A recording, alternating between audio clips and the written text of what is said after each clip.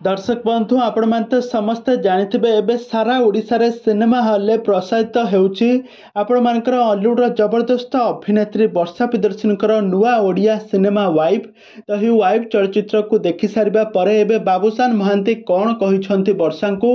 वर्षा अनुभव को नहीं कि बाबूसान महांती बहुत बड़ मंतव्य रखिसंती तांकर। तबे दर्शक बंधु बाबूसान महांती वर्षा को इस सिनेमा देखि सारिबा परे कौन कहिसंती कौन ए संपर्क रे सब किछि जानिबा पई हेले भिडियो को पूरा शेष पर्यंत देखंतु। आउ यह पूर्व जदि आपण माने आम चैनल को सब्सक्राइब करि नांती ताहाले सब्सक्राइब करि पाखर थिबा बेल आइकन को दबाई दियंतु।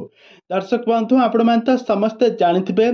अभिनेत्री वर्षा प्रियदर्शनी जनवरी 3 तारिख दिन वाइफ चलचित्रटी सारा ओडिशा सिनेमा हॉल रे आरंभ होईची। आउ ही सिनेमा को देखिबा पई कोण अनुकोणरू दर्शक माने सब भेटी आसिछंती काहेकि ना वर्षा प्रियदर्शनी हेउछंती हॉलीवुड जने क्वीन। तांको अभिनय को सारा ओडिशा रे लोक माने बहुत भल पाती। आउ खास करके वर्षांकर एही कहानीटी हेउची तांको रियल लाइफ रो कहानी, तांको वैवाहिक जीवन रो कहानी, केमिति तांको सासु घर निर्यातना सहुतले, केमिति तांको सासु घरे समय काटुथले, स्वामी ठारू तांकर कोन पई डिवोर्स होइथला, किए तांको डिवोर्स रो प्रकृत कारण इस सिनेमा रे से संपूर्ण भाव रे दर्शाई आउ यही सिनेमाटी को जेतेबेले हॉलीवुड सुपरस्टार बाबूसान महांती यही सिनेमा को देखिकी तांकर मंतव्य रखिछंती कि वर्षा को कांग्रेचुलेशन जणाइछंती। आ वर्षा को मध्य गोटे कथा कहिछंती तो यही सिनेमा एमिति करिबा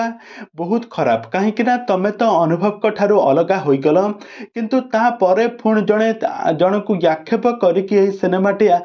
प्रसारित करिबा बा आरंभ करिबा यही सिनेमाटी केते दूर ठीक तुमको केते भल लागिला ताहा तो मुझे कहीपरि ना किंतु मते यार स्टोरीटी मते जमार भी भल लगिला ना